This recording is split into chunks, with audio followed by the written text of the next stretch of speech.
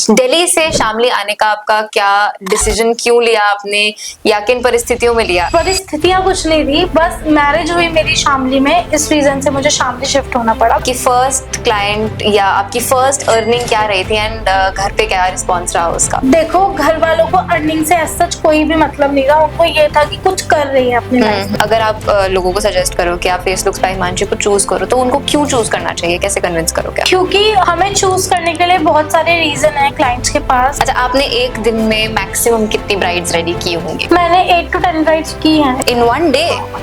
अच्छा, makeup industry आपको क्या लगता है, जब 10 साल पहले आपने शुरू किया तो तब कैसी थी, अब कैसी है और फ्यूचर में कितनी ग्रो कर सकती है? मेकअप इंडस्ट्री जो है, जब मैंने कोर्स किया था तब यहाँ पर बहुत सारा स्पेस था। कभी ऐसा हुआ, ऐसा मोमेंट आया कभी कि जब लगा कि सब छूट रहा है पीछे या सब छोड़ देना चाहिए? छोड़ देना चाहिए तो कभी भी नहीं लगा। एक लाइन ऐसी जो आप हर लड़की जो इस पॉडकास्ट को देख रही है या जो इससे जो रील निकलेंगी वो रील को देख रही है, आप उनको कहना चाहोगे? नमस्कार शामली वालों, मैं मनन आप सभी का इस पॉडकास्ट सीरीज में स्वागत करती हूँ और आज के इस खास स्पेशल फर्स्ट एपिसोड में हम एक ऐसी शख्सियत का स्वागत करने जा रहे हैं। वो ऐसी शख्सियत हमारे साथ जुड़ी हुई है जिनको खास इंट्रोडक्शन की जरूरत नहीं है।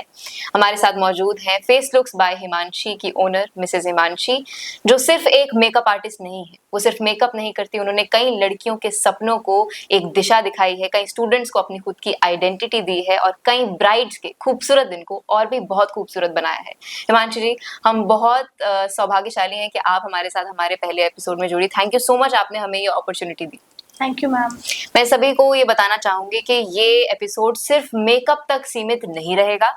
इस पूरे एपिसोड में हम जानेंगे कि एक दिल्ली की लड़की ने कैसे अपना खुद का एम्पायर खड़ा किया है, कैसे खुद का करियर एस्टैब्लिश किया इस मेकअप इंडस्ट्री की बहुत बड़ी फील्ड में, जहां कंपटीशन आज इतना बढ़ चुका है कि आप पूछिए भी नहीं। तो हिमांशी जी, मैं चाहूंगी सबसे पहले कि आप हमारे दर्शकों को थोड़ा अपने बारे में खुद से बताइए। वैसे तो इंट्रोडक्शन की जरूरत नहीं है, लेकिन फिर भी आप कैसे चाहेंगे कि लोग आपको जाने, तो थोड़ा सा अपने बारे में बताइए। मेरा नाम हिमांशी है और मैं मेकअप आर्टिस्ट एंड एजुकेटर हूँ। मुझे इस फील्ड में 9 to 10 इयर्स का एक्सपीरियंस है और मैं वैसे बेसिकली दिल्ली से हूँ, लेकिन मुझे अभी 5 साल हो गए हैं शामली में अपना स्टूडियो रन करते हुए। ओके, दिल्ली से शामली आने का आपका क्या डिसीजन, क्यों लिया आपने या किन परिस्थितियों में लिया? परिस्थितियां कुछ नहीं थी, बस मैरिज हुई मेरी शामली में, इस रीजन से मुझे शामली शिफ्ट होना पड़ा। पहले दिल्ली में भी मेरा 2-3 इयर्स से एक स्टूडियो सेटअप था, बट मैं उसको छोड़ के फिर शामली शिफ्ट हुई। तो क्या आपका वो जो शिफ्ट आया होगा, क्योंकि दिल्ली एक इंटायरली डिफरेंट एक सेटअप है और शामली बहुत डिफरेंट सेटअप है, वहां से यहाँ तक आने का कैसा आपका एक्सपीरियंस रहा? एक्सपीरियंस तो पहले मैंने सोचा नहीं था कि मैं ये काम को कंटिन्यू करूंगी आफ्टर मैरिज, क्योंकि मेरे हस्बैंड की फैमिली में कुछ लोगों ने ऐसा बोला था कि हम ये काम कंटिन्यू नहीं कराएंगे, जो बिफोर मैरिज अब करते थे वो करते थे, उसके बाद हम नहीं कराएंगे। बट कुछ सर्कमस्टांसेस ऐसे हुए कि मुझे ये काम ओपन करना ही पड़ा। ओके, तो आपकी लव मैरिज थी कि अरेंज मैरिज रही आपकी? हमारी मैरिज लव थी, लेकिन हम शादी से पहले सिर्फ 3 से 4 बार मिले। हम 9 से 10 साल से एक दूसरे को जानते थे, फ्रेंड्स थे। बट एक दिन मेरे हस्बैंड ने मुझे प्रपोज किया, उसके बाद 3-4 या फिर 6 मंथ्स बाद ही हमारी वेडिंग हो गई। अच्छा, हम आपकी जर्नी में थोड़ा सा आगे आ गए शुरुआती दौर में। मैं आपके शुरुआती दौर के बारे में जानना चाहूंगी और दर्शकों को भी बताइए कि ये जो ऐसा क्लिक करता है दिमाग में कि हाँ मुझे ये करना है, मुझे मेकअप आर्टिस्ट बनना है, मुझे ये परस्यू करना है आगे के लिए, ये कब हुआ, ये कब आया आइडिया दिमाग में और कैसे आया? ये आइडिया तो मेरे दिमाग में जब मैं स्टूडेंट थी, स्कूल जाती थी, तब से ही था, क्योंकि मुझे लोग बहुत एनकरेज करते थे। मैं बहुत ज़्यादा, मुझे रेडी होने का शौक था, मैं बहुत रेडी होना पसंद करती थी। और मेरे एक ट्यूशन टीचर थे, राकेश नाम था उनका, वो मुझे हमेशा कहते थे कि तू तो पढ़ाई वढ़ाई मत करियो, 12th के बाद तू तो बस अपना पार्लर वार्लर का ही काम करियो। मतलब ज़्यादातर लोग मेकअप आर्टिस्ट नहीं बोलते, पार्लर बोलते हैं, तो उन्होंने बोला पार्लर वार्लर का ही काम करियो। तो मेरे दिमाग में था, बट आफ्टर 12th मैंने 1 साल तो इधर उधर ही वेस्ट किया। उसके बाद मुझे लगा कि हाँ, मुझे सैलून लाइन में ही जाना चाहिए, है ना। तो मैंने मेकअप आर्टिस्ट कोर्स की फीस वगैरह को पूछा। मतलब उस टाइम पे VLCC, लैक्मे और एशमिन मंजल, ये 3 अकेडमीज होती थी। एशमिन मंजल के बारे में मुझे उस टाइम नहीं पता था, मैं लैक्मे और VLCC गई थी। कब की बात है ये, कौन से साल की? ये है 2015 की या 14 की बात होगी। 2014 की आई गेस। तो मैं लैक्मे 2014 की है। तो लैक्मे एकेडमी में वीएलसीसी में गई। तो मैं वहाँ पर पूरा कोर्स वोर्स पता करके आई। तो वो बहुत एक्सपेंसिव था, मतलब उस टाइम मैं जॉब भी कर रही थी एक जगह। तो अगर मैं अपनी पूरी सैलरी भी वहाँ दे देती तो भी मैं पूरा फीस कर नहीं पाती, और मैं घर से नहीं ले सकती थी, मतलब घर से इतना भी फाइनेंशियली स्ट्रांग नहीं थी। और मुझे ना पेरेंट्स से पैसे लेने में बहुत अजीब लगता था, मतलब मैं ऐसे सामने से कह नहीं सकती थी कि मुझे इतने वो पैसे होता चाहिए। है, हम गर्ल्स का होता है कि जब वो कमाने लग जाते हैं उनसे मांगा नहीं जाता हाँ, वापस नहीं घर से। मांगा जाता। तो आफ्टर 12th ही मैंने जॉब स्टार्ट कर दी थी। तो मैंने वो पता किया, तो वो बहुत एक्सपेंसिव था, तो वो मेरे बजट के बाहर था। तो फिर मैंने अपने ही घर के पास एक सैलून था, वहां से ब्यूटिशियन का कोर्स करना चाहा। मतलब उस टाइम पे उन्होंने मुझसे 30,000 शायद डिमांड किया था। तो मैंने वहां से कोर्स करना शुरू किया। मैंने 6-7 मंथ वहां से कोर्स किया। देन मैं फिर एक स्कूल में पढ़ाने लगी, क्योंकि पार्लर से कोर्स करके आप एक अच्छी जॉब, अच्छी अपॉर्चुनिटी तो ग्रैब नहीं कर सकते, क्योंकि वो पार्लर के तरीके से सिखाते हैं ना, सिर्फ ब्यूटिशियन के काम पे ज्यादा फोकस करते हैं, यही सब चीजें सिखाते हैं। तो फिर मैंने 2 साल या 1.5 2 साल मैंने स्कूल में जॉब की। स्कूल में जॉब करते करते मुझे रियलाइज हुआ कि मेकअप आर्टिस्ट बनना तो बिल्कुल इम्पॉसिबल है, क्योंकि इतने पैसे तो मेरे पास है नहीं कि मैं मेकअप आर्टिस्ट बन पाऊंगी। तो फिर मैंने सोचा कि मुझे अपना टाइम वेस्ट तो करना नहीं चाहिए। तो मैं एक काम करती हूँ, टीचिंग लाइन से रिलेटेड ही कोई कोर्स कर लेती हूँ। तो मैंने, जब मैं टीचिंग करती थी तो मैंने एनपीटीटी का कोर्स किया, नर्सरी प्राइमरी टीचर ट्रेनिंग, क्योंकि मैं वही काम करती थी, तो मुझे वही कोर्स करना सही लगा। तो मैंने वो कोर्स किया। उसके बाद थोड़े से पैसे से इकट्ठे हो गए कुछ मेरे, मतलब मुझे मेरे हस्बैंड ने हेल्प किया। और मैंने फिर, मेरी एक फ्रेंड थी, शिल्पा नाम था उसका, शिप्रा शिप्रा शिप्रा नाम था उसका। तो वो मेकअप आर्टिस्ट का कोर्स करती थी। तो वो मेरी फ्रेंड की फ्रेंड थी, मतलब मेरी बेस्ट फ्रेंड की फ्रेंड थी। तो एक बार वो मेरे घर पे आए। तो मैंने उन दोनों उससे पूछा, शिप्रा से, कि शिप्रा आप कोर्स कर रहे हो और आपकी क्या फीस है। तो शिप्रा ने मुझे बोला कि यार बहुत पैसे लगते हैं, 7-8 लाख रुपए लग गए मेरे तो ना कोर्स करने में, पूरे कोर्स करने में। तो भाई 1 लाख 2 लाख 3 लाख तो समझ आता है, पर 7-8 लाख तो बहुत बड़ी चीज हो जाती थी उस टाइम पे। तो 2017-18 की बात है ये। तो उस टाइम पे बहुत बड़ी बात थी कि इतना ज्यादा इन्वेस्ट करना। तो मैंने फिर स्किप किया। फिर मैंने एक बार सोचा कि मुझे खुद से जाना चाहिए अकेडमी में ट्राई करने। अश्विन मंजल स्टार अकेडमी से वो कोर्स करती थी।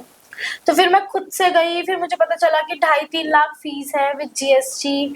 उसके बाद थोड़ा खर्चा अलग भी होता, थोड़ा क्या काफी बहुत ज्यादा खर्चा अलग होता है। फिर मैंने बहुत सोच समझ के एडमिशन लिया, फिर कोर्स किया। तो बस इसी तरीके से। तो आपको कोई आपको लगता है कि वो उतना जो आपने इन्वेस्ट किया वो वर्थ इट रहा? पार्लर, जैसे आप कह रहे थे कि सब आपको इनकरेज करते थे कि पार्लर खोलना बड़े होके, तो लोगों को नहीं पता है कि पार्लर और मेकअप आर्टिस्ट का जो कोर्स है या ब्यूटिशियन या मेकअप आर्टिस्ट का जो कोर्स है उसमें बहुत फर्क होता है। थोड़ा सा क्या फर्क होता है, आप एक बार ऑडियंस को ये भी बताइए, और ये भी बताइए कि डू यू रिग्रेट इतना आपने इन्वेस्ट किया? नहीं, रिग्रेट तो मुझे बिल्कुल भी नहीं है। और उस टाइम पर जब मैंने मेकअप आर्टिस्ट का कोर्स किया था, तो मेकअप आर्टिस्ट का कोर्स बहुत कम लोग करते थे, मतलब इतना भी कम नहीं करते थे, बट हाँ कम लोग करते थे। तो जब मैंने मेकअप आर्टिस्ट का कोर्स किया तो मैं बहुत मेहनती हुआ करती थी टीनेज में। आज मैं हूँ नहीं हूँ वो मुझे नहीं पता, लेकिन उस टाइम पे तो मैं बहुत मेहनती हुआ करती थी, मुझे बिल्कुल डर नहीं लगता था मेहनत करने से। तो जब मैंने मेकअप आर्टिस्ट का कोर्स किया, तो मेरे बैच में शायद हम जितने भी स्टूडेंट्स थे, अभी मुझे टोटल नंबर याद नहीं है, जितने भी स्टूडेंट्स थे उनमें सबसे ज्यादा प्रैक्टिस वाले दिन मैं ही जाती थी, क्योंकि मेरी बहुत सारी फ्रेंड्स थी, मेरा फ्रेंड सर्कल बहुत था। तो मैं किसी को भी ले जाती थी कि प्रैक्टिस करनी है, और मैं बहुत कुछ करती थी। मैं रोज फेसबुक पे अपडेट करती थी, इंस्टाग्राम पे अपडेट करती थी अपने वर्क को। तो मुझे ना स्टार्टिंग में ही वर्क मिलने लगा। और स्टार्टिंग में मैंने क्या किया, जब मैं सीख रही थी तो मैंने ऐसा निकाला, एक ऑफर निकाला कि फ्री में मेकअप कराओ मुझसे। 1-2 महीने मैंने फ्री में मेकअप किया। तो आप सोचो, मैं शाहदरा की हूँ रहने वाली, दिल्ली में शाहदरा एक जगह, उधर की रहने वाली हूँ। और मुझे कोई गाजियाबाद भी बुलाता था ना कि फ्री में आ जा और मेरा फ्री में मेकअप कर दे, तो मैं अपना ही कन्वेंस लगा के जाती थी फ्री में, और फ्री में अपने प्रोडक्ट्स लगाती थी, फ्री में मेकअप करती थी, फ्री में हेयर स्टाइलिस्ट हायर करके ले जाती थी, और पूरा उसका लुक क्रिएट एंड करके दिस फिर वाज अपने फॉर योर पोर्टफोलियो कि आपका हाँ, एक स्ट्रॉन्ग पोर्टफोलियो तैयार हो जाएगा। ताकि मेरे को कुछ कंटेंट मिले जो मैं अपनी प्रोफाइल पे डाल पाऊँ। फिर जैसे मैंने ये सब चीजें करनी शुरू की, तो मुझे उसी टाइम ब्राइडल बुकिंग्स भी मिली। 2-3 मुझे ब्राइडल बुकिंग्स मिल गई, और काफी मुझे काम मिलने लगा। मैंने काम करना स्टार्ट कर दिया। कुछ लोगों के मैं घर जाती थी करने, कुछ लोग अपने घर बुलाने में कंफर्टेबल नहीं होते थे, तो वो मेरे घर पे आते थे काम कराने। तो जब घर पे आते थे, तो घर पे क्या इशू आता था कि एक तो मेरा घर छोटा था, ठीक है। दूसरा, उसकी भी प्रॉब्लम नहीं थी क्योंकि हमारे पास 2 फ्लोर्स थे। दिल्ली में ज्यादातर फ्लोर वाइज ही होता है, मतलब फ्लैट सिस्टम है। तो हमारा जो था वो सेकंड और थर्ड फ्लोर, 2 फ्लोर थे। हमारी बिल्डिंग में लिफ्ट नहीं थी। तो अब क्या होता था कि फर्स्ट फ्लोर वाले के यहाँ डॉगी था। तो जैसे अगर कोई आता था मेरे यहाँ मेकअप कराने, एक बार एक फैमिली के मेरे पास 8-9 मेकअप थे। तो अब वो मेरे घर के पास रहते थे, तो मेरी मदर को इतने राउंड काटने पड़े, नीचे ऊपर, कम से कम 30-40 बार नीचे ऊपर लोगों को लाना, फिर छोड़ के आना, फिर लाना, फिर छोड़ के आना। और मैंने सेकंड फ्लोर पे नहीं, थर्ड फ्लोर पे मेकअप करने का प्लान बनाया था। तो बहुत ही मुश्किल टास्क था कि लोगों को बार बार थर्ड फ्लोर पे लेकर आओ और थर्ड फ्लोर से बार बार छोड़ के आओ। तो मैंने सोचा भाई घर पे तो हो नहीं पाएगा, या तो कोई मुझे फ्रीलांसिंग पे बुलाए तो मैं जा सकती हूँ, पर घर पे तो नहीं हो पाएगा। फिर एक बार मैंने शूट करती थी मैं, मतलब अपनी फ्रेंड्स को पकड़ के, क्या तुम उसे मेकअप करा ले, मुझे फोटो वोटो क्लिक करनी है, मैं अपनी प्रोफाइल पर डाल दूंगी। तो मेरी एक फ्रेंड थी, मतलब मैंने जहाँ से ब्यूटिशियन का कोर्स किया था वहीं पे ही वो लड़की जॉब करती थी। तो वो भी देखने में बहुत अच्छी थी। तो मैंने उसको बोला कि तुम मुझसे ब्राइडल मेकअप करा ले, मैं शूट करूंगी। तो वो एग्री हो गई कि ठीक है मैं आ जाऊंगी। तो मैंने उसका ब्राइडल शूट किया। तो उसको ब्यूटिशियन का सारा काम आता था। एक्चुअली क्या था, मेरा ब्यूटिशियन में गैप हो गया था, तो मैं इतना कंफर्टेबल नहीं थी ब्यूटिशियन के काम में ना। तो मैंने उसको बोला तू ब्यूटिशियन का काम कर ली और मैं मेकअप और नेल्स का मैं देख लूँ। नेल आर्टिस्ट्री का कोर्स भी मैंने कर लिया था, मेकअप नेल्स मैं देख लूंगी, तो ब्यूटिशियन कर लियो। तो उसने कहा ठीक है। तो उसने कहा कि केमिकल तो हमें आता नहीं है, अगर हम सैलून खोलेंगे, छोटा सा भी खोलेंगे, तो केमिकल भी तो करेंगे। तो हमने दोनों ने मिलकर केमिकल का कोर्स सीखा और फिर हमने सैलून को ओपन किया। छोटा सा सैलून था वो, उधर 2 चेयर्स थी, एक फेशियल बेड था, एक नेल सेशन था, एक ही शैम्पू सेशन था, एक रिसेप्शन का छोटा सा टेबल था। बट वो जो हमारा सैलून था छोटा सा, उसने बहुत अच्छा रिस्पॉन्स किया। हमने 2 साल वो सैलून चलाया। उसके बाद मेरी वेडिंग हो गई और फिर मैं शाम शिफ्ट हो गई। उसके बाद भी उसने वो सैलून कंटिन्यू किया, बट अभी शायद वो सैलून उसने बंद कर दिया है क्योंकि अब उसके 2 बच्चे हो गए हैं, तो उससे मैनेज नहीं हो रहा होगा, शायद इसलिए बंद कर दिया। अच्छा, आपके घर की तरफ से जैसे आप बता रहे थे कि आपने आपकी मॉम ने भी बहुत सपोर्ट किया इस चीज में, वैसे क्या रिस्पॉन्स था इनिशियली? जैसे आपने बोला आप जॉब भी कर रहे थे, तो कुछ घर वालों की तरफ से प्रेशर था कि आप क्या करियर परस्यू करो, या मेकअप आर्टिस्ट्री को लेकर भी उनका क्या रिस्पॉन्स था? देखो, मेरे घर वाले इतना ज्यादा रोक टोक नहीं करते थे। जो मुझे करना होता था वो वही करने देते थे। मतलब ऐसा होता है ना, मतलब अभी इधर तो बहुत, मतलब अभी तो कुछ फैमिलीज में होता है कि वो अपनी डॉटर्स पे बहुत ज्यादा फाउंडेशन लगाते हैं कि ये नहीं करना, ऐसे नहीं करना, वहां नहीं जाना, वहां नहीं जाना। बट मेरी फैमिली में ऐसा कुछ नहीं था। अगर पापा मना भी करते थे तो भाई मना लेता था, तो हो जाता था सब कुछ मैनेज। और कभी उन्होंने ऐसा नहीं कहा कि ये नहीं करना और वो नहीं करना। तो जो मुझे करना होता था मैं वही करती थी, इतना कोई फैमिली प्रेशर था नहीं। ओके। और शादी जब हुई आपकी, आपने बताया कि आपकी लव मैरिज है, तो आपके ये वाले डिस्कशंस हो चुके थे कि हाँ आपने ये काम आगे कंटिन्यू करना है? देखो, काम कंटिन्यू करने के बारे में ऐसा हुआ था कि मेरे हस्बैंड के कुछ एक आधा कोई रिलेटिव है, मतलब क्लोज रिलेटिव है, उन्होंने बोला था होगा पार्लर वार्लर अपने घर में होगा और हम नहीं कराएंगे, मतलब छोड़ो हम नहीं कराएंगे। तो मुझे मेरे हस्बैंड ने बता दिया था, तो मैंने कहा था ठीक है मैं नहीं करूंगी। लेकिन जब मैं यहाँ शिफ्ट हुई तो मैं अपना ही मेकअप कर करके अपने पेज पर डालती थी, तो मेरी कॉलोनी में सबने मुझे फॉलो किया हुआ था। तो ऐसे ही मेरे पास काम आने लगा, मैं घर पे ही काम करने लगी। घर पे काम करने से मुझे किसी ने मना भी नहीं किया। फिर इतना काम आने लगा कि मुझे बाहर खोलना पड़ा। मतलब ये भी बहुत बड़ी स्टोरी है कि मुझे घर पे काम आने लगा और फिर मैंने अपना सैलून ओपन अच्छा, आपकी जर्नी में हमने एक चीज देखी, सोशल मीडिया ने बहुत प्रोमिनेंट रोल प्ले किया है, बहुत क्रूशियल रोल प्ले किया है। तो बहुत सारे ऐसे मेरे जानने में भी बहुत है, मेरी एक सिस्टर है वो भी, तो वो इंट्रोवर्ट टाइप की है, वो अपना फेस नहीं दिखाना चाहती, या वो बहुत ज्यादा ओपनली आके पब्लिकली आके सोशल मीडिया पे दिखना नहीं चाहती है। तो आपको क्या लगता है कि for a field like makeup artist क्या जरूरी है कि सोशल मीडिया पर आपको दिखना ही है? चाहे आप कितने भी अच्छे मेकअप आर्टिस्ट हो, चाहे आप कितना भी अच्छा मेकअप करते हो, लेकिन अगर आप सोशल मीडिया को अच्छे से हैंडल नहीं करते, तब तक आप ना ही फेमस हो पाओगे और ना ही आपको ज्यादा क्लाइंट्स मिल पाएंगे। ओके, तो आपको मेजरली जितने क्लाइंट्स आए आपके सोशल मीडिया के थ्रू आए हैं? सोशल मीडिया भी और माउथ रेफरेंस भी। शामली में माउथ रेफरेंस बहुत बड़ी चीज है। अगर मैं एक ब्राइड रेडी करती हूँ तो उससे 10 ब्राइड तो आएंगी ही आएंगी। ऐसा नहीं है कि एक ब्राइड को रेडी करके स्टॉप हो जाएगा वो, उससे मुझे 10 लोग मिलते ही मिलते हैं। माउथ रेफरेंसिंग यहाँ पे बहुत ज्यादा है। अच्छा, आप जैसे शामली आए हो दिल्ली से, दिल्ली में लोग खुला खर्चा करते हैं बहुत, अपनी शादियों में बहुत पैसा उड़ाते हैं। क्या आपने वो सेम चीज शामली में भी देखी है, या कुछ डिफरेंस देखने को मिला आपको इस चीज में? देखो, स्टार्टिंग फेज में जब मैं करती थी मेकअप यहाँ शामली में, तो लोग इतना ज्यादा इन्वेस्ट करना पसंद नहीं करते थे। अभी भी बहुत सारे 50-50 का रेशियो है। बहुत सारे लोगों को इनिशियली मैं 2500 चार्ज करती हूँ एक पार्टी मेकअप का, तो कुछ लोगों को 2500 बहुत बड़ी चीज लगती है कि 2500 रुपए, पता नहीं क्या ही हो गया कि उन्होंने मुझे 2500 रुपए दे दिया। लेकिन मैं आपको एक बात बताऊं, आज से 10 साल पहले मेरे भाई की शादी हुई थी और मैंने अपने भाई की शादी में 2000 रुपए का पार्टी मेकअप कराया था 10 साल पहले। तो अभी अगर हम 2500 चार्ज करें तो वो बड़ी बात नहीं है। दिल्ली में कोई अच्छा मेकअप आर्टिस्ट होगा तो 6 से 7 हजार पार्टी मेकअप के चार्ज करता है, समझ रहे हो। तो कुछ लोग हैं जिन्हें 2500 बहुत ज्यादा लगता है, लेकिन कुछ लोग हैं जो बहुत ज्यादा अप्रिशिएट करते हैं कि 2500 लेते हो बस 2500 लेते हो, बहुत अच्छा काम करते हो, ये करते हो। नहीं मतलब मैं देहरादून से हूँ, तो मेरी खुद की सिस्टर ने जब अपना एंगेजमेंट का मेकअप करा तो 25,000 का था। हाँ। तो सीधा 10 लेकिन एंगेजमेंट मेकअप के तो चार्जेस हमारे भी अलग होते हैं। लेकिन हाँ, दिल्ली से और मेट्रो सिटी से शामली के चार्जेस में बहुत डिफरेंस है, बहुत बड़ा डिफरेंस है। और इसने आपके काम को भी अफेक्ट किया है, लाइक नंबर ऑफ क्लाइंट्स और रिस्पांस वगैरह? नहीं, उससे कोई फर्क दिल्ली में भी सेम रिस्पांस रहा, यहाँ पे भी नहीं। यहाँ पे रिस्पांस बहुत ज्यादा आया और दिल्ली के बेटर है। बेटर, बहुत बेटर है। ओके अच्छा, आपने हमें ये भी बताया था स्टार्टिंग में कि आप एक एजुकेटर भी हो, है ना? तो वो स्टार्ट करने का आपको कब आइडिया लगा कि हाँ मुझे सिखाना भी चाहिए? देखो, सिखाना तो मैंने दिल्ली में स्टार्ट कर दिया था। दिल्ली में मैंने बहुत ज्यादा स्टूडेंट्स को नहीं सिखाया। मेरी फ्रेंड थी तो उसको मेकअप आर्टिस्ट बनना था, तो वो मेरे पास आई थी सबसे पहले कि यार तू ये मुझे कोर्स करवा दे, है ना, क्योंकि उसका इतना बजट नहीं था। और मेरी पहली ही स्टूडेंट वो थी, तो मैंने उसको कोर्स करवाया था, उसकी कजन को कराया था। 3-4 स्टूडेंट्स में बस वहां पर भी आने लगे थे। फिर उसके बाद और भी स्टूडेंट्स आए, ऐसा नहीं है कि उन पे ही हम रुक गए। उनके बाद और भी बहुत सारे स्टूडेंट दिल्ली में आए, तो सिखाना तो मैंने दिल्ली में ही स्टार्ट कर दिया था। शामली में भी मैं सिखाती हूँ, यहाँ पर भी अच्छा रिस्पॉन्स आता है एजुकेटर का। तो अच्छा, फेस लुक्स बाय हिमांशी की क्या स्पेशलिटी है? फेस लुक्स बाय हिमांशी की क्या स्पेशलिटी है? देखो, काम तो सब अच्छा करते हैं, ठीक है। आप चाहे दिल्ली में कहो, आप चाहे शामली में कहो, मैं किसी के काम की बुराई कभी नहीं करती हूँ और ना ही मुझे पसंद है किसी के काम की बुराई करना। सब अपने लेवल पे, अपनी नॉलेज में सब 100% देते हैं, जिसको जितना आता है। अगर उसके पास अगर मेरे पास कोई ब्राइड आके बैठी है, जितना मुझे आता है, जब तक वो बीच में ना बोले, मैं उसको 100% दूंगी।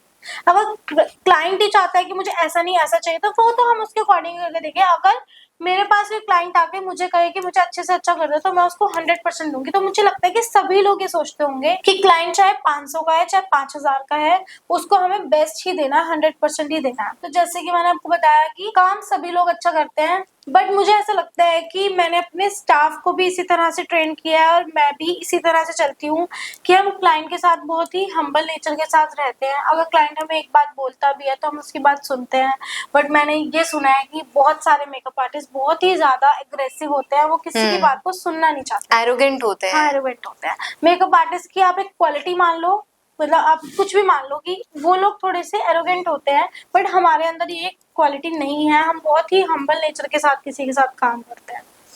अच्छा, जैसे आप भी कभी फ्रेशर रहे होगे, है ना? स्टार्टिंग में जब जैसे लोगों को ट्रस्ट बिल्ड होने में टाइम लगता है, जब कोई पहला क्लाइंट आया होगा तो ट्रस्ट बिल्डिंग में टाइम लगा होगा। तो अब आज जब आप इतने एक्सपीरियंस्ड हो चुके हो, जब आपके पास कोई नया फ्रेशर आता है कि मैम मुझे काम सीखना है या मुझे काम करना है आपके पास, पर वो फ्रेशर है, तो आप उस पर भरोसा कर पाते हैं कि नहीं कर पाते हैं? देखो, मैं अपने पास ब्यूटिशियंस ऐसी हायर करती हूँ जो कि कहीं और से सीख कर आई हैं, ठीक है। लेकिन मैं अगर मेकअप की बात करूँ, मेरे यहाँ असिस्टेंट मेकअप्स भी होते हैं। असिस्टेंट मेकअप मैं उन लोगों से बिल्कुल नहीं करवाती हूँ जिन्होंने मेरे पास से ट्रेनिंग नहीं ली है। मैं सिर्फ उनसे ही असिस्टेंट मेकअप्स कराती हूँ अपने सैलून में, जो कि मेरे पास से ट्रेंड है। क्योंकि मेरे पास जो लोग आ रहे हैं वो मेरा इंस्टाग्राम प्रोफाइल, मेरा काम देख के आ रहे हैं, तो मेरे काम का टेस्ट सिर्फ मेरे स्टूडेंट्स के हाथ में ही आ सकता है। तो आप उनको पर्सनली ट्रेन करते हो अगर कोई आपके पास आता है? ट्रेन करती हूँ। अच्छा, आपकी फर्स्ट क्लाइंट या आपकी फर्स्ट अर्निंग क्या रही थी एंड घर पे क्या रिस्पॉन्स रहा उसका? देखो, घर वालों को अर्निंग से सच कोई भी मतलब नहीं था। उनको ये था कि कुछ कर रही है अपनी लाइफ में, तो उन्होंने कभी ऐसा पूछा नहीं कि तू कितना कमा रही है, क्या कर रही है। बट मैं खुद ही बहुत रिस्पॉन्सिबल थी, मैं घर वालों की हेल्प कर देती थी, मतलब दे देती थी उनको पैसे। बट उन्होंने मुझसे कभी नहीं पूछा कि तूने क्या अर्न किया और क्या अर्न नहीं किया। अच्छा, आप कितने भाई बहन हैं? 3। ओके। तो उन्होंने मुझसे कभी भी नहीं पूछा कि क्या अर्न किया और क्या नहीं आप सबसे बड़े हो? नहीं, सबसे छोटी। अच्छा, सबसे छोटे बच्चे बहुत कम रिस्पॉन्सिबल सुनने को मिलता है। Very good to hear that. अच्छा, आज अगर आप लोगों को सजेस्ट करो कि आप फेस लुक्स बाय हिमांशु को चूज करो, तो उनको क्यों चूज करना चाहिए, कैसे कन्विंस करोगे आप? क्योंकि हमें चूज करने के लिए बहुत सारे रीजन है क्लाइंट्स के पास। सबसे पहले हमारा बिहेवियर, हम अपने स्टाफ को इस तरह से ट्रेन करते हैं कि वो एक क्लाइंट को बहुत अच्छे से टैकल करे। दूसरा, हम सिर्फ ट्रेंड स्टाफ हायर करते हैं, हम बिल्कुल भी फ्रेशर्स को अपने यहाँ नहीं रखते हैं। तीसरी चीज ये है कि हमारे यहाँ जो क्वालिटी मिलेगी आपको प्रोडक्ट्स की, हम हमेशा अगर वेंडर से भी बात करते हैं तो हम यही बात करते हैं कि किस चीज़ की क्वालिटी अच्छी है, तो हम वही अपने सैलून में रखना पसंद करते हैं। अच्छा, हर फील्ड को लेकर लोगों के दिमाग में बहुत सारे परसेप्शंस होते हैं, कुछ मिसअंडरस्टैंडिंग्स भी होती हैं, कुछ उनके खुद के वो सोच रखा होता है ना, स्टीरियोटाइप्स के, हाँ शायद ऐसा होता होगा वैसा होता होगा। तो मेकअप आर्टिस्ट की एक लाइफ आपने जो जी है अब तक, 9 साल आप बता रहे हैं, इस लाइफ में आपको क्या क्या सुनने को मिला है, या कैसी मिसअंडरस्टैंडिंग आपको लगता है कि लोगों को है मेकअप आर्टिस्ट के करियर के बारे में जो जैसा नहीं है? लोगों को लगता है कि मेकअप आर्टिस्ट सिर्फ एक ब्रश चलाते हैं और पैसे ले लेते हैं। मतलब मेन मेकअप आर्टिस्ट को ऐसे ही, मतलब मेकअप आर्टिस्ट को यही सोचते हैं कि बस एक ब्रश तो चलाना है, एक लाइनर ही तो लगाना है और क्या करना है। मतलब वो ये नहीं सोचते हैं कि हमने उस स्किल को लेने के लिए कितना इन्वेस्ट किया है। मतलब आप सोचो कि हम सिर्फ प्रोडक्ट्स के पैसे थोड़ी ले रहे हैं क्लाइंट से, हम अपनी स्किल्स के भी तो ले रहे हैं। बट ये चीज लोग समझते नहीं है। वो हमें आगे ये बोलते हैं फलानी जगह तो 5,000 में ब्राइडल मेकअप होता है, तो आप इतना पैसा क्यों ले रहे हो? भाई स्किल की बात है, एक्सपीरियंस की बात है। बाकी देखो, मेकअप आर्टिस्ट की लाइफ के बारे में लोग ये भी सोचते हैं कि इनकी लाइफ बहुत इजी होती है और इनको कुछ नहीं करना पड़ता। बट ऐसा नहीं है। हमारी ड्यूटी एक ऐसी ड्यूटी है, चाहे अगर हमारी लाइफ में कुछ भी चल रहा हो, हमारी लाइफ में कुछ भी प्रॉब्लम हो, लेकिन हमें काम करना ही पड़ता है। रिसेंटली अभी मेरी बहुत ज़्यादा तबीयत खराब हो गई थी, मैं बहुत ही ज़्यादा बीमार थी। मैं सुबह 4 बजे हॉस्पिटल में एडमिट हुई थी और मैं शाम को 7 बजे आई थी हॉस्पिटल से, और अगले दिन हमारे यहाँ डेथ भी हो गई थी। फिर भी उस दिन ब्राइड थी और मैं ब्राइड को मना नहीं कर सकती थी कि भाई मैं आपका मेकअप नहीं करूँगी। उनका स्पेशल डे है, आप कैसे स्पेशल डे है तो मैं नहीं करा। तो हमने किया, और उसके अगले दिन फिर मेरी ब्राइड थी, उसके अगले दिन फिर मेरी ब्राइड थी, फ्रीलांसिंग की ब्राइड थी जो मुझे 5 बजे उठ के जाना था। मेरे हाथ पे टिप लगी थी, लेकिन मैं फिर भी उठ के 5 बजे उनका मेकअप करने गई। अच्छा, ब्राइडल मेकअप एक चीज है, लाइक ब्राइडल मेकअप आर्टिस्ट होते हैं रेगुलर जो पार्टी वगैरह भी करते हैं, और एक सेलिब्रिटी मेकअप आर्टिस्ट है। आपने ब्राइडल वाली लाइन चूज की, सेलिब्रिटी क्यों नहीं? ब्राइडल मेकअप, मतलब मुझे ब्राइडल मेकअप आर्टिस्ट ही बनना था स्टार्टिंग से। बाकी सेलिब्रिटीज भी आ जाते हैं हमारे पास मेकअप कराने, ऐसा नहीं है कि सेलिब्रिटीज नहीं आते हैं, आते हैं सेलिब्रिटीज। बट आप क्या प्रेफर करोगे पर्सनली, या आपने ब्राइडल ही अपना मेन रखा है? मेरे को नॉर्मल क्लाइंट्स ही पसंद है, मुझे सेलिब्रिटीज में इतना कुछ इंटरेस्ट नहीं है कि मैं सेलिब्रिटीज का ही मेकअप करूं। अगर मुझे खुद से सेलिब्रिटी अप्रोच करे या करेंगे या करा था तो मैंने कर दिया था उनका मेकअप, बट मुझे खुद से नॉर्मल क्लाइंट ज्यादा पसंद है। आपको क्या लगता है कि क्या डिफरेंस रहता होगा दोनों ही फील्ड्स में? नॉर्मल क्लाइंट हमारी बात सुनता है, सेलिब्रिटी क्लाइंट हमें अपनी बात सुनाता है। समझ रहे हो? फिर हम अपना 100% नॉर्मल क्लाइंट को ज्यादा अच्छे से दे पाते हैं as compared to celebrity clients. उनको थोड़ा अलग वे में करना पड़ता है, हमें लेके चलना पड़ता है। नॉर्मल क्लाइंट्स को हम अपना 100% दे पाते हैं, वो हमारी बात समझते भी है, हमें भी कुछ समझते हैं। सेलिब्रिटी क्लाइंट्स हमें शायद कुछ नहीं समझते। अच्छा, आपने एक दिन में मैक्सिमम कितनी ब्राइड्स रेडी की होंगी? मैंने 8 to 10 ब्राइड्स की हैं। In a day? 8 brides in one day? बाप रे। अच्छा, आपका जो आप कोर्स कराते हो अब मेकअप आर्टिस्ट का, उसकी ड्यूरेशन वगैरह क्या रहती है? 3 to 4 months। और उसमें प्रॉपर ट्रेनिंग हो जाती है, like you do regular classes? Proper regular classes होती हैं, उसमें हेयर स्टाइलिंग भी होती है, मेकअप आर्टिस्ट्री भी होती है। मैं बहुत मन लगा के कोर्स कराती हूँ, ऐसा नहीं कि आया नहीं आया तो नहीं आया। मुझे पता है एक लेवल के बाद आ ही जाएगा, क्योंकि मैंने इतने बच्चों को सिखा लिया है कि मुझे पता है कि एक लेवल के बाद खुद ही ये मुझे बोलेंगे कि हाँ मुझे आ गया। तो आप अकेले रहते हो इसमें, आपकी टीम सिखाती है? टीम रहती है। देखो, मैं तो डेमोज देती हूँ, उसके बाद मैं प्रैक्टिस में देखती हूँ, बट मैं इतने सारे बच्चों को एक साथ प्रैक्टिस में नहीं देख सकती, तो इसलिए मेरी पूछा मैंने। टीम रहती है। और मॉडल्स वगैरह? मॉडल्स देखो, अभी शामली में तो मॉडल्स का मिलना बहुत मुश्किल है। बहुत मुश्किल है। फिलहाल मतलब कुछ डेमोस वाया वर्सा होते हैं जो एक दूसरे पे स्टूडेंट्स करते हैं। कुछ मॉडल्स के लिए वो लोग अरेंज करते हैं कि अपनी बहन को ले आए, अपनी भाभी को ले आए, आंटी को ले आए, ऐसे करके वो करते हैं अरेंज। बट हम पोर्टफोलियो शूट्स उनके डेली जाके लगाते हैं। अच्छा, अगर किसी बिगनर को या किसी के दिमाग में है, जैसे मैंने बताया मेरी सिस्टर है, अगर उनके दिमाग में ये है कि हाँ मुझे मेकअप आर्टिस्ट बनना है, लेकिन उन्हें कुछ आइडिया ही नहीं है उन्हें किस डायरेक्शन में जाना है, उनके पास इतना फाइनेंशियल सपोर्ट भी नहीं है, तो आप उनको क्या टिप्स देना चाहोगे? देखो आजकल सारी ही अकेडमीज ईएमआई बेसिस पे मेकअप आर्टिस्ट का कोर्स करवाती है। हमारे पास भी चाहे 3 महीने का कोर्स है, हम उसकी भी ईएमआईज करा देते हैं। तो आज के टाइम पे मेकअप आर्टिस्ट का कोर्स करना बहुत ज्यादा डिफिकल्ट नहीं है। एज फाइनेंशियल अगर किसी को इशू हो तो वो ईएमआईज भी करा सकता है। हमारे टाइम पे ईएमआईज नहीं होती थी। तो आप उनको क्या सजेस्ट करोगे, उनको फर्स्ट स्टेप क्या लेना चाहिए? देखो फर्स्ट स्टेप तो बिना पैसे के तो मेकअप आर्टिस्ट का कोर्स नहीं हो सकता। चलो आपने कोर्स की ईएमआई करा ली, लेकिन आपको प्रोडक्ट्स पे तो इन्वेस्ट करना ही पड़ेगा। बिना इन्वेस्ट किए तो नहीं हो पाएगा ना। तो थोड़ा सा तो आपके पास अमाउंट होना चाहिए ताकि आप प्रोडक्ट्स पे भी इन्वेस्ट कर पाओ। अगर आपने मेकअप आर्टिस्ट का कोर्स कर लिया उसके बाद आपके पास प्रोडक्ट्स के लिए पैसा नहीं है तो कैसे होगा? So the first thing you tell an aspiring child जिसको करना है मेकअप आर्टिस्ट का काम, तो उसको पहला स्टेप एक इंस्टीट्यूट ढूंढना चाहिए, या फिर जैसे आजकल यूट्यूब का जमाना है, लोग ऑनलाइन ट्यूटोरियल भी लेते हैं। ऑनलाइन आप डीपली चीजें नहीं समझ पाओगे। ऑनलाइन अगर हम भी एक चीज देखते हैं ऑनलाइन, तो ऑनलाइन में और ऑफलाइन में बहुत बड़ा डिफरेंस होता है। ऑनलाइन आप स्किल्स नहीं सीख सकते, ऑफलाइन ही आपको करना पड़ेगा। तो आपके जो स्टूडेंट्स होते हैं, जैसे वो कंप्लीट करते हैं अपना कोर्स वगैरह, तो उसके बाद उनको क्या सपोर्ट मिलता है?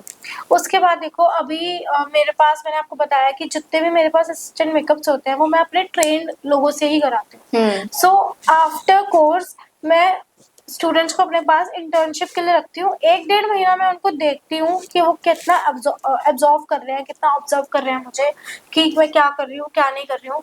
अगर मुझे इम्प्रूवमेंट दिखती है स्टूडेंट्स में तो मैं उनको हायर करती हूँ फॉर मेकअप। जितने मेरे असिस्टेंट मेकअप होते हैं वो मेरे स्टूडेंट्स एक्स स्टूडेंट्स ही करते हैं। एक कॉमन मिस्टेक जो आपने ऑब्जर्व की है, स्टूडेंट्स क्या कॉमन मिस्टेक करते हैं, एक सबसे बड़ी? स्टूडेंट्स क्या कॉमन मिस्टेक करते हैं? स्टूडेंट कोर्स करने में पैसा लगाते हैं, स्टूडेंट अपना सामान लेने में, प्रोडक्ट्स को लेने में बहुत पैसा इन्वेस्ट करते हैं, सब चीजों में पैसा लगाते हैं, लेकिन सोशल मीडिया पे वो इन्वेस्ट करना ही नहीं चाहते, वो शूट्स ही नहीं करना चाहते। तो सबसे बड़ी गलती वो ये कर रहे हैं कि एक तो they are looking for the wrong places, गलत जगह पे वो गलत चीजें ढूंढ रहे हैं, तो उनको एक राइट गाइड की जरूरत है। तो आप एक सोशल मीडिया गाइड की तरह भी काम करते हैं? Do you work on your हम सोशल अपने कोर्स में एट लास्ट सोशल मीडिया के बारे में बहुत सारी इन्फॉर्मेशन देते हैं, और अगर हमसे स्टूडेंट कुछ पर्सनली भी बातें पूछता है तो हम उसको पर्सनली भी गाइड कर देते हैं। अच्छा, मेकअप इंडस्ट्री आपको क्या लगता है, जब 10 साल पहले आपने शुरू किया तो तब कैसी थी, अब कैसी है, और फ्यूचर में कितनी ग्रो कर सकती है? मेकअप इंडस्ट्री जो है, जब मैंने कोर्स किया था तब यहाँ पर बहुत सारा स्पेस था, लेकिन अभी इतने सारे मेकअप आर्टिस्ट बन चुके हैं कि घर घर में मेकअप आर्टिस्ट है। बहुत सारी ब्राइड्स मैं रेडी करती हूँ, उनके साथ उनकी कजन्स आती हैं, उनकी फ्रेंड्स आती हैं, उनकी भाभी आती है जो खुद ही मेकअप आर्टिस्ट होती है। वो खाली हेयर स्टाइलिंग के लिए आते हैं ब्राइड्स के साथ या कुछ।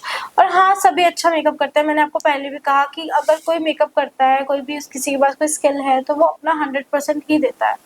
सो बहुत ज्यादा कंपटीशन है अभी। अच्छा, आप फैमिली है आपकी, आपकी डॉटर है, आप फैमिली और क्या कहते हैं बिजनेस को कैसे मैनेज कर पा रहे हो? मुझे मैनेज नहीं करना पड़ता। मेरी मदर इन लॉ बहुत ज्यादा सपोर्टिव है। खाने का, पीने का, नहाने का, सब चीजों का ध्यान मेरी मदर इन लॉ ही रखती है। तो डॉटर के आने के बाद लाइफ में मेजर क्या चेंजेस हुए? देखो स्टार्टिंग में तो बहुत ज्यादा चेंजेस लगते थे, बट जैसे जैसे लाइफ सेटल हुई तो अब मुझे कुछ ज्यादा मेजर चेंजेस नहीं लगते, क्योंकि फैमिली बहुत ज्यादा सपोर्टिव है। करियर हॉल्ट पे आया था कुछ टाइम के लिए? नहीं। देखो ऐसा तो हुआ था कि जब मैं प्रेग्नेंट थी तो मैं बाहर अंदर ज्यादा नहीं जाती थी, मतलब अपने सिटी में ही रहती थी, उसके बाहर नहीं जाती थी, क्योंकि मेरी प्रेगनेंसी में बहुत ज्यादा कॉम्प्लिकेशंस थी। मुझे थोड़ी प्रॉब्लम्स है हार्मोनल, और भी बहुत सारी प्रॉब्लम्स अभी भी हैं।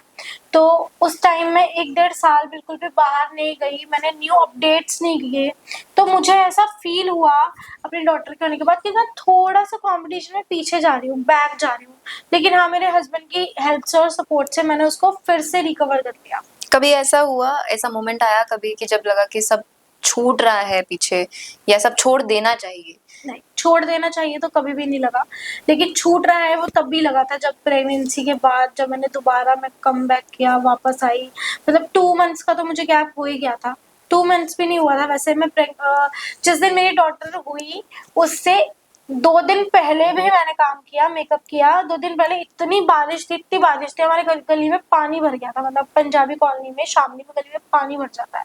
और मैं मतलब सोचो कि मैं 9 मंथ्स प्रेग्नेंट, मेरा इतना बड़ा पेट था और मैं पानी में डूब डूब के अपने सैलून तक गई हूँ कि मुझे एंगेजमेंट का मेकअप करना है। और फिर 2 दिन बाद मेरी डॉटर हुई।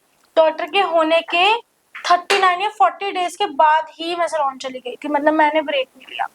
अपनी लाइफ का कोई ऐसा फेज है जो आप दोबारा रीलिव करना चाहोगे, और कोई ऐसा फेज जो आप कभी दोबारा मुड़ के देखना भी नहीं चाहोगे? ऐसा तो शायद कुछ भी नहीं है। कोई ऐसा फेज नहीं है आपकी लाइफ का जो आप दोबारा जीना नहीं चाहो और दोबारा जीना चाहो? ऐसे तो बहुत सारे मोमेंट्स होते हैं बट पर्टिकुलरली मैंने कभी ऐसा सोचा नहीं कि कौन सा तो मोमेंट है। करंटली आप अभी ऐसे फेज में हो जो आपकी लाइफ का सबसे बेस्ट है?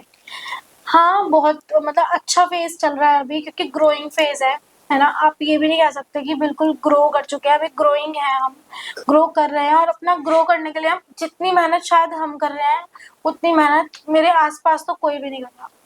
आज मतलब आप जो सोचो कि मैं अगर सुबह उठती हूँ, मैं बहुत ज्यादा जल्दी नहीं उठती हूँ, मैं 9 बजे उठती हूँ।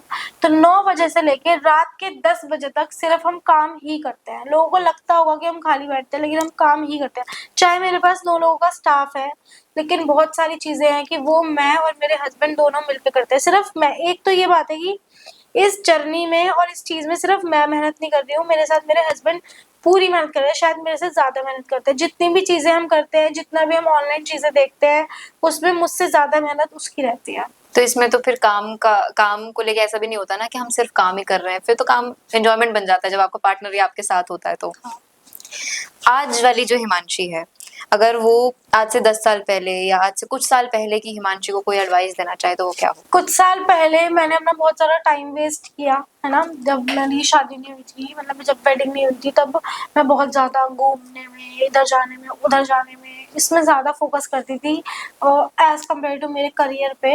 ये चीजें तो मैंने अभी 2-3 साल से ज्यादा स्टार्ट की। मुझे शामली में काम करते हुए 5 साल हो गए। जब मेरा पुराना सैलून था तब भी मतलब मेरे पास इतना काम आ जाता था कि मुझे और काम की नीड नहीं थी। मैं सोशल मीडिया पे ध्यान ही नहीं देती थी। जो हुआ डाल दिया, नहीं हुआ नहीं डाला, कुछ भी उठाया वो डाल दिया, कोई स्टोरी हुई वो लगा दी। बट आज के टाइम में पिछले 2 साल से मैं बहुत ज्यादा मेहनत कर रही हूँ इन चीजों को लेकर। अच्छा हिमांशी, अगर आप मेकअप की फील्ड में नहीं होते तो क्या करते इसके अलावा? अगर मैं मेकअप की फील्ड में नहीं होती तो शायद मैं हाउसवाइफ ही रहती, क्योंकि मैंने आपको बताया कि मेरे हस्बैंड की फैमिली में किसी ने बोला था कि वहाँ करती होगी जो करती होगी, यहाँ पे नहीं करना। तो मैं हाउसवाइफ ही होती शायद। और अब मुझे थोड़ा सा लगता भी है कि काश मैं हाउसवाइफ होती तो मैं अपनी डॉटर को ज्यादा टाइम दे पाती और बहुत सारे और मोमेंट्स थे जो मैं उसके साथ स्पेंड कर पाती, जो कि अभी मिस आउट हो जाते हैं। क्योंकि साल में कम से कम 8 महीने ऐसे रहते हैं जिसमें मैं सुबह 7 बजे उठ के सैलून आती हूँ, रात को 11 बजे सैलून से जाती हूँ। तो मुझे उस टाइम पे तो कभी कभार ऐसा होता है कि सुबह मेरी डॉटर सोई है और रात को मैं घर जाती हूँ तब भी वो सोई होती है। तो आप मिस करते हो? हाँ। आपकी डॉटर मिस करती है आपको? बोलती है कभी कभी मम्मा नहीं जाओ? हाँ, बोलती है कभी कभार, पर वो थोड़ी समझदार बच्ची है, बहुत ज्यादा जिद नहीं। फ्यूचर प्रोस्पेक्ट्स क्या है आपके? आप कुछ ऐसा है जो आप अचीव करना चाहते हो इन फ्यूचर इसी को लेकर? फ्यूचर में मैं बहुत ज्यादा फेमस होना चाहती हूँ और एक अपनी अच्छी बड़ी अकेडमी ओपन करना चाहती हूँ। अभी मेरा जो फोकस है वो थोड़ा अकेडमी की तरफ भी बहुत ज्यादा है कि मैं अपनी अकेडमी को बड़ा करना चाहती हूँ, उसमें मैं ज्यादा ग्रो करना चाहती हूँ। क्योंकि ब्राइडल मेकअप आर्टिस्ट्री में तो मैं ऑलरेडी ग्रो कर चुकी हूँ। अभी मेरे पास ब्राइडल मेकअप का काम बहुत अच्छा है, इतना है कि मैं टैकल ही नहीं कर पाती हूँ इन सीजन। अगर आप मेरी बात करोगे तो कोई भी अगर वेडिंग वाली डेट है तो उसपे मैं बिजी हूँ ऑलरेडी, उसमें मेरे पास एक भी घंटे का स्लॉट खाली होता ही नहीं।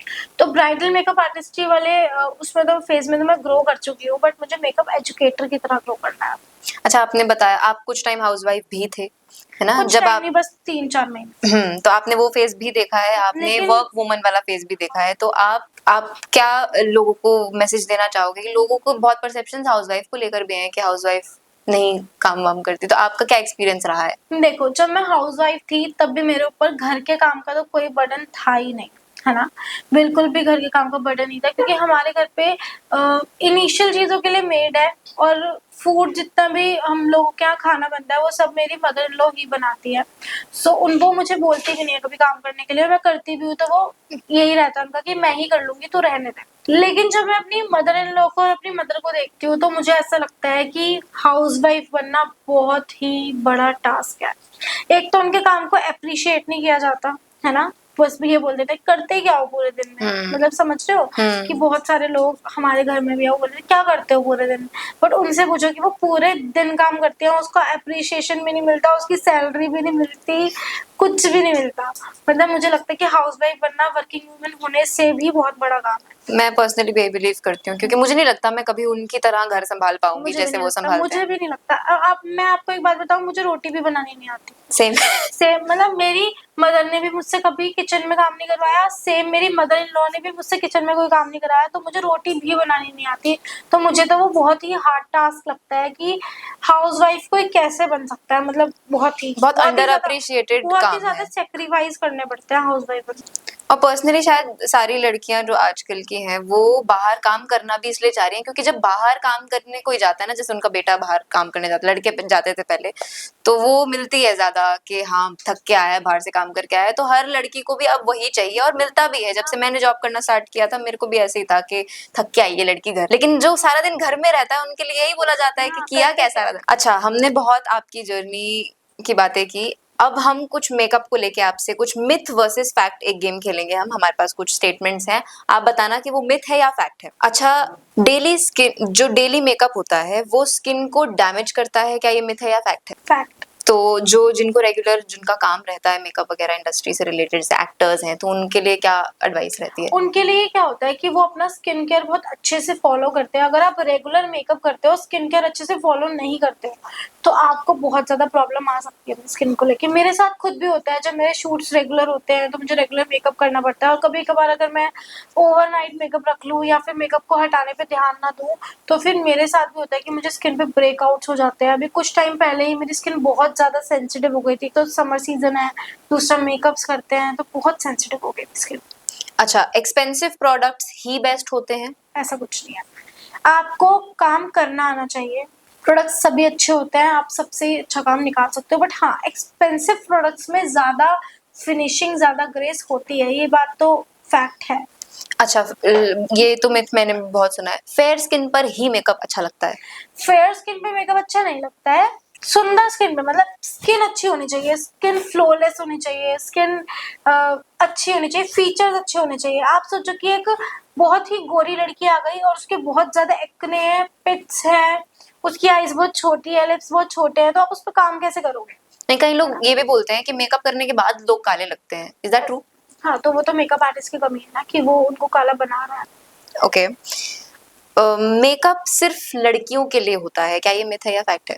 ये भी मिथ है, क्योंकि आजकल तो अब मेरे पास ग्रूम्स भी आने लगे हैं मेकअप कराने। इस सीजन में मैंने 2-3 ग्रूम्स को भी रेडी किया था।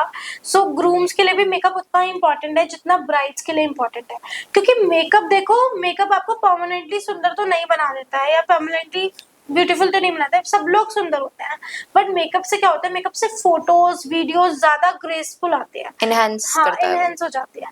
तो जितना ज्यादा इम्पोर्टेंट गर्ल्स के लिए मेकअप करना है, उतना ही इम्पोर्टेंट बॉयज के लिए भी है, बट अभी हमारी सोसाइटी में इस चीज को एक्सेप्ट नहीं किया है, बट ग्रूम्स तो करा ही रहे हैं। अच्छा, जैसे जिस जनरेशन में हम अभी हैं, जेनजी बहुत चर्चा में है आजकल, हम खुद उससे बिलोंग करते हैं, तो एक ये रहता है कि आजकल लड़के बोलते हैं कि लड़कियां, उनको लड़कियां प्रेफर करते हैं जो मेकअप नहीं करती हैं, कि हमें लड़कियां विदाउट मेकअप अच्छी लगती हैं। तो इसके अराउंड बहुत वो रहता है कि अरे यार ये तो मेकअप करती है, तो बिल्कुल फेक है नहीं, फेस ऐसा का। तो कुछ नहीं है, मेरे हस्बैंड को मैं मेकअप में ही ज्यादा अच्छी लगती हूँ। मतलब अगर हमें कहीं जाना होता है तो वो मुझे कहता है कि तो मेकअप आप मेकअप को कैसे डिफाइन करोगे? क्या मेकअप आपके देखो, पूरे फेस को बदल देता है? मेकअप हर किसी को करना भी नहीं आता और हर किसी पे सूट भी नहीं करता, ये दोनों चीजों में डिफरेंस है। किसी किसी पे मेकअप सूट करता ही नहीं है, शायद उन्हें कैरी करना नहीं आता। कुछ लोगों को मेकअप को कैरी करना नहीं आता, इसलिए उनके पे मेकअप अच्छा नहीं लगता। लोग कहते हैं कि ये डेंटिंग पेंटिंग करके आ जाते हैं। देखो डेंटिंग पेंटिंग तो है ही मेकअप, ऐसा नहीं है कि हम पेंटिंग नहीं कर रहे हैं।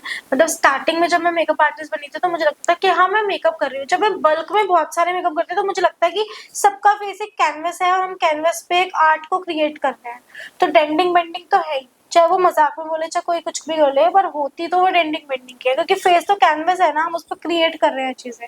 बट डू तो यू पेंटिंग तो बिलीव कर ही रहे कि हैं। वो आपके बिल्कुल फेस को चेंज कर देता है या वो सिर्फ आपके फीचर्स को एनहांस करता है? फीचर्स को एनहेंस करता है। आपकी जितनी भी इम्परफेक्शंस होती है फेस पे, अगर आपको डार्क सर्कल है, डार्क स्पॉट्स हैं, या फिर आपकी आईज बहुत छोटी हैं तो उसको बड़ा दिखा देगा, लिप्स बहुत छोटे हैं तो बड़ा दिखा देगा, या फिर आपका फेस बहुत बड़ा है तो उसको छोटा फोटोज में और वीडियोस में वो दिखा सकता है। ओके, नेक्स्ट गेम है दिस और दैट। अब आपको चूज करना है इसमें से, आप ब्राइडल चूज करोगे या सेलिब्रिटी? ब्राइडल। लग्जरी या affordable? Luxury. Morning client, evening client? Evening. ऐसा क्यों? मॉर्निंग क्लाइंट्स में टाइमिंग का बहुत इशू रहता है। मतलब अगर आपके पास मॉर्निंग की कोई ब्राइड है, उसने आपको बोला कि मैं 7 o'clock आ जाऊंगी, तो कभी 7 o'clock आ ही नहीं सकती, वो आएगी 10 o'clock, तो आपका पूरा टाइम वेस्ट हो जाता है। ओके, ऑनलाइन लर्निंग या ऑफलाइन लर्निंग? ऑफलाइन। मैट या ग्लॉसी? ग्लॉसी। टी या कॉफी? कॉफी। दिल्ली या शामली? इस पे मैं कुछ भी कमेंट नहीं। अच्छा, शामली आने के बाद आपने दिल्ली का क्या मिस देखो किया है सुनो, सबसे ज्यादा? शामली भी अच्छी जगह है, ऐसा नहीं है कि मैं ये बोलूंगी कि शामली अच्छी जगह नहीं है। शामली बहुत अच्छी जगह है, इधर से मुझे बहुत फेम मिला, बहुत नेम मिला, मैंने यहाँ से बहुत अर्न किया। अच्छा है यहाँ पे, बहुत सब कुछ बहुत अच्छा है, यहाँ के लोग भी बहुत अच्छे लगे, बट बहुत अच्छे हैं। अब तो मुझे यहाँ पे रहने में मजा आने लगा है।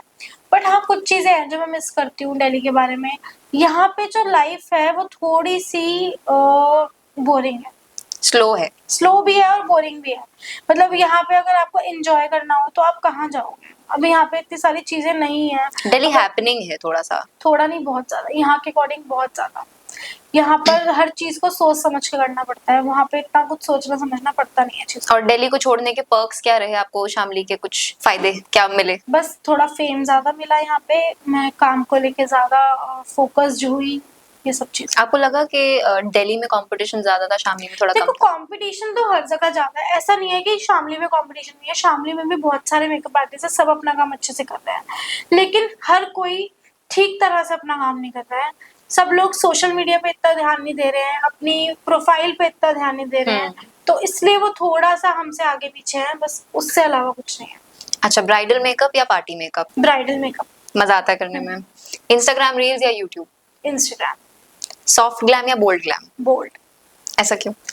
मुझे बोल्ड मेकअप करने में ज्यादा ज्यादा अच्छा लगता है। एक्चुअली क्या है, हमारे एरिया में भी डिमांड बोल्ड की पहले तो बहुत ज्यादा थी, अब सॉफ्ट की भी है। 50-50% क्लाइंट्स है, बट मुझे ना मेकअप के साथ प्ले करना बहुत पसंद है। मतलब Experimental. एक्सपेरिमेंट करना। और मुझे ना ये लगता है कि अगर कोई क्लाइंट हमारे पास मेकअप कराने आया है, सॉफ्ट लुक तो वो घर पे भी कर लेता है ना।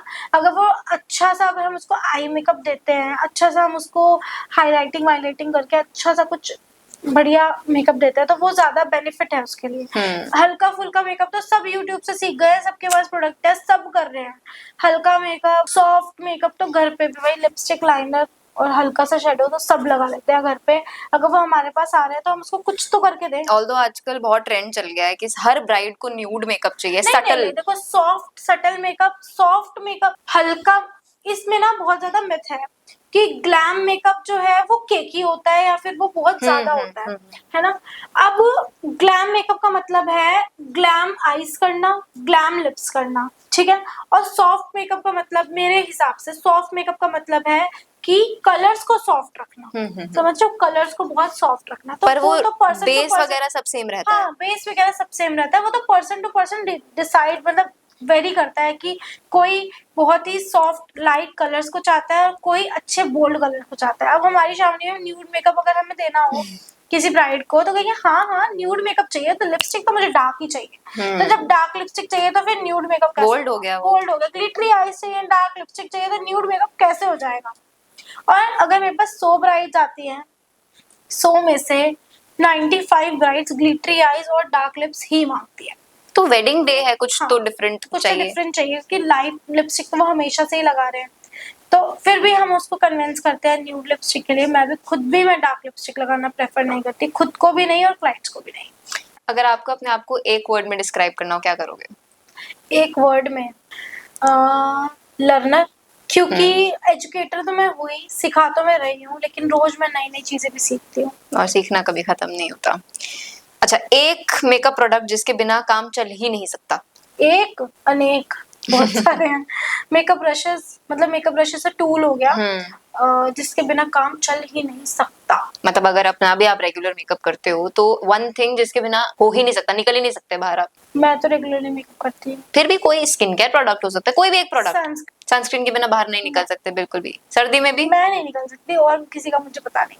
अच्छा, ऐसे मेकअप प्रोडक्ट्स जो हमेशा आपके बैग में रहते ही रहते हैं। कोई मेकअप प्रोडक्ट नहीं रहता मेरे बैग में। क्या बात कर रहे हो? नहीं रहता। ये एक मेकअप आर्टिस्ट बोल रहा है दोस्तों। कोई मेकअप प्रोडक्ट नहीं रहता। आप मेरे क्लाइंट से, मेरे स्टाफ से, मेरी फैमिली से पूछ सकते हो कि मैं पर्सनली एक लिपस्टिक लगाना भी प्रेफर नहीं करती हूँ जब तक मुझे मजबूरी ना हो लिपस्टिक लगाने की।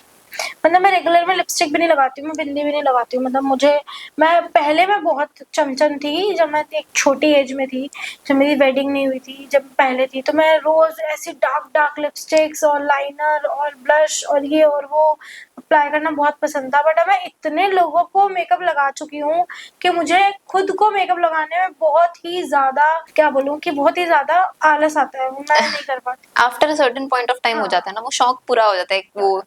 मैं कई बार सोचती हूँ कि अब मैं रोज रेडी होंगी, रोज अच्छे से रहूंगी, रोज मेकअप करूंगी, बट ऐसा करते करते करते करते फिर पर वो दोबारा सच में मैं बहुत एग्जॉस्टिंग काम है, मेरे से खुद नहीं होता है। मेरे जैसा जो काम है एंकरिंग वगैरह का जो रहता है, तो अच्छा मेरे जैसों को आप क्या सजेस्ट करोगे कि हमें कौन से टॉप 3-4 प्रोडक्ट्स जो हमें करने चाहिए use for a soft makeup regular? Soft makeup भी देखो डिपेंड करता है कि आपकी स्किन क्या है। अच्छा, जैसे मेरी स्किन है या मेरा जो प्रोफेशन है एज एन एंकर या एज एन एक्टर, मुझे रेगुलरली स्क्रीन के सामने आना पड़ता है, तो मेरे जैसे लोगों के लिए आप जैसे आजकल influencers, models regularly reel shoot होती रहती हैं, तो आप कुछ मेकअप प्रोडक्ट्स या सॉफ्ट मेकअप के लिए क्या सजेस्ट करोगे कि क्या रूटीन करना चाहिए? देखो मेकअप प्रोडक्ट्स जो है स्किन टू स्किन वेरी करता है। जैसे आपकी स्किन है, आपकी स्किन पे इतने ज्यादा प्रॉब्लम्स नहीं है और सॉफ्ट स्किन है, तो आप टेंटेड फाउंडेशंस भी यूज कर सकते हो। बट कुछ लोगों की स्किन ऐसी नहीं होती कि वो टेंटेड फाउंडेशन से उनका काम चल सके। मतलब मेरे जैसे लोग, जैसे मुझे मेकअप करना नहीं आता है बिल्कुल, आपको तो मेकअप बहुत नहीं तो बेसिक बेसिक। टेंटेड फाउंडेशन सब भी यूज कर सकते हैं, आई गेस सब लोग कर लेते हैं। उसके बाद मस्कारा अप्लाई करना जरूरी होता है। अगर आप फाउंडेशन लगा रहे हो तो मस्कारा तो मस्ट है अप्लाई करना, क्योंकि Okay. हमारी जो भी आई लैशेज होती हैं वो वाइट हो जाती हैं आफ्टर फाउंडेशन। उसके बाद ब्लश, मुझे तो लगता है कि ब्लश के बिना फाउंडेशन का कोई काम नहीं है। मुझे ब्लश ब्लाइंडनेस है फॉर रियल। मतलब समझ लो कि अगर आपने खाली फाउंडेशन लगाया तो आपका फेस वाइट हो जाएगा, तो उसको थोड़ा न्यूट्रल करने के लिए आपको ब्लश तो लगाना ही लगाना पड़ेगा। Mascara, blush, tinted foundation, eyebrows भी फिल करना इंपॉर्टेंट है आफ्टर फाउंडेशन, और लिपस्टिक, 5 चीजें तो करनी ही करनी चाहिए। अच्छा, what would you choose, mascara या काजल? मस्कारा। ओके। अच्छा, बहुत सारे सवाल हमने हिमांशी से भी पूछ लिए, एक सवाल हमारी ऑडियंस के लिए भी है, ब्राइडल मेकअप में सबसे ज्यादा इम्पोर्टेंट क्या चीज है? Option A foundation, option B skin prep, option C lipstick. Answer podcast के एंड में रिवील किया जाएगा। पॉडकास्ट एंड करने से पहले मैम, मैं आपसे एक लास्ट क्वेश्चन पूछना चाहती हूँ। जितने भी दर्शक हमें देख रहे हैं उनमें जितनी भी गर्ल्स हैं या बॉयज भी हैं, आप उनको एक क्या सजेशन या एडवाइस देना चाहोगे? मैं उनको यही एडवाइस देना चाहूंगी कि अगर आपका कोई भी ड्रीम है तो उसको प्रोफेशन बनाने के लिए रोज मेहनत करो, रोज, और अपनी पर्सनल ब्रांडिंग के ऊपर, अपने ऊपर सबसे ज्यादा फोकस करो। मुझे पता है कि गर्ल्स, लेडीज, सब लोग बहुत बिजी होते हैं अपनी लाइफ में, उनके पास और भी बहुत सारे काम होते हैं, लेकिन अगर वो अपनी लाइफ में 1 घंटा भी अपने प्रोफेशन के लिए, अपने पैशन के लिए निकालेंगे तो वो बहुत ग्रो कर सकते हैं। अच्छा, मैं अब आपसे रिक्वेस्ट करूंगी कि ऑडियंस के लिए आंसर भी रिवील कर दो आप। स्किन केयर मस्ट है। अगर आप स्किन केयर नहीं करते हो तो आप मेकअप में अच्छे नहीं। ब्राइडल मेकअप के लिए नहीं। सबसे एसेंशियल चीज है स्किन प्रेप, तो ऑल द ब्राइड्स ये सब चीज बिल्कुल ध्यान रखना, और जो भी आपकी मेकअप आर्टिस्ट होगी उनको भी बता देना कि मेरी स्किन अच्छे से प्रेप कर दीजिए प्लीज। नहीं, स्किन प्रेप तो आपको पहले से ही करना पड़ेगा ना, स्किन केयर जब तक अच्छा। नहीं करोगे तब। क्या एक नॉर्मल रूटीन क्या रहता है? देखो, एटलीस्ट सनस्क्रीन और मॉइस्चराइजर तो लगाओ ही लगाओ। आप कुछ और नहीं कर सकते हो तो सनस्क्रीन और मॉइस्चराइजर लगाना तो मस्ट है, क्योंकि अभी हमारे रूरल एरिया में, शामली के आसपास से जो लोग आते हैं, कई बार तो मैं बहुत सारी ब्राइड्स को ऐसे देखती हूँ कि वो सनस्क्रीन और मॉइस्चराइजर भी लगाते हैं। इवन वो बोलते हैं हम पे तो कोई फेस वॉश भी सूट नहीं करता, हम बस पानी से मुंह धोते हैं और हम अपने मुंह पे कुछ नहीं लगाते। और ये फ्लेक्स होता है। ये फ्लेक्स होता है, बट ये फ्लेक्स नहीं, ये तो मतलब ऐसा लड़कों को word- भी करना चाहिए। लड़कों को भी करना चाहिए, और ऐसा वर्ड यूज नहीं करेंगे, ये तो बेवकूफी है कि आप अपनी स्किन पे कुछ नहीं करते हो। पहले जमाने में होता था कि लोग सिर्फ पानी से मुंह धोते थे, क्योंकि उस टाइम पे कोई पॉल्यूशन नहीं था, कोई चीजें नहीं थी। आज के टाइम पे अगर आप बाहर निकल रहे हो तो एटलीस्ट सनस्क्रीन लगाना तो आपके लिए इम्पोर्टेंट है ना। अगर आप ये सब चीजों का ध्यान नहीं रखोगे तो एक सर्टेन टाइम के बाद आपकी स्किन डैमेज हो जाएगी, और आप एक्सपेक्ट भी नहीं कर सकते हो, ब्राइड हो गया, आप एक्सपेक्ट नहीं कर सकते हो कि आप कुछ मेहनत ना करो और हम आपको मेकअप से बिल्कुल चेंज करते हैं। आपकी स्किन तो अच्छी होनी चाहिए ना, तभी तो अच्छा मेकअप निकलेगा। तो ये थी हमारी कॉन्वर्सेशन हिमांशी के साथ। आज हमने सिर्फ मेकअप के बारे में नहीं जाना, आज हमने एक जर्नी के बारे में जाना, एक करियर फील्ड के बारे में जाना। तो अगर आप भी अपना करियर इस फील्ड में लेकर जाना चाहते हैं, मेकअप आर्टिस्ट बनना चाहते हैं, तो हिमांशी को फॉलो जरूर कीजिएगा। डिस्क्रिप्शन में उनका लिंक भी मिल जाएगा आपको, तो उनको फॉलो कीजिए, अप्रोच कीजिए। और हमारे साथ बने रहने के लिए बहुत बहुत धन्यवाद। शामली वाले ऐसे और पॉडकास्ट लाते रहेंगे। मैं मनन लेती हूँ आपसे विदा।